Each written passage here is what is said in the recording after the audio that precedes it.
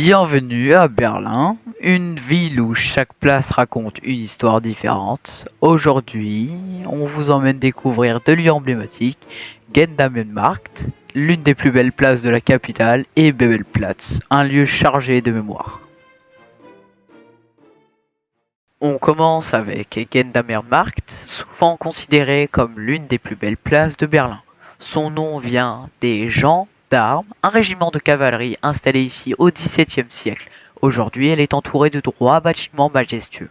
En premier, il y a la cathédrale française, construite au XVIIe siècle par la communauté huguenote française, venue se réfugier en Prusse après avoir fui la France.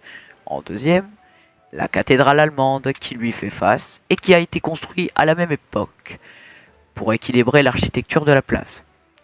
Et en troisième, le Konzerthaus, un superbe théâtre construit en 1821 par Karl Friedrich Schinkel, un des plus grands architectes de Berlin. Aujourd'hui, c'est l'un des lieux les plus prestigieux pour écouter de la musique classique.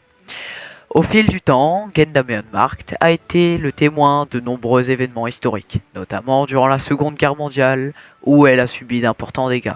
Heureusement, elle a été reconstruite et reste aujourd'hui un lieu emblématique de la ville. Maintenant, direction un autre lieu historique de Berlin, un peu plus sombre, Bebelplatz. Bebelplatz est une place élégante, mais marquée par l'histoire construite au XVIIIe siècle sous le règne de Frédéric le Grand. Elle est entourée de bâtiments prestigieux. L'Opéra d'État de Berlin, Staatsoper, inauguré en 1742, un des plus célèbres d'Europe. La Bibliothèque d'État de Berlin qui abrite des manuscrits rares et précieux.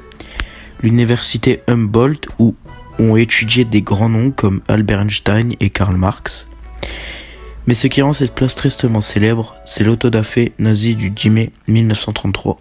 Ce jour-là, sous les ordres du régime nazi, des étudiants et des membres des SA ont brûlé plus de 20 000 livres d'auteurs comme Heinrich Heine, Sigmund Freud et Karl Marx. Aujourd'hui, un mémorial discret rappelle cet événement, une pièce souterraine visible à travers une vitre au sol, avec des étagères vides symbolisant des livres détruits. Une plaque porte une citation de Heinrich Heine.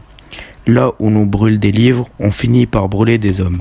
Conclusion, Gendarmenmarkt et Bebelplatz sont deux lieux très différents, mais tous les deux essentiels pour comprendre l'histoire de Berlin, entre beauté architecturale et mémoire du passé. Ils nous rappellent que cette ville a traversé des époques marquantes. Merci d'avoir suivi notre reportage.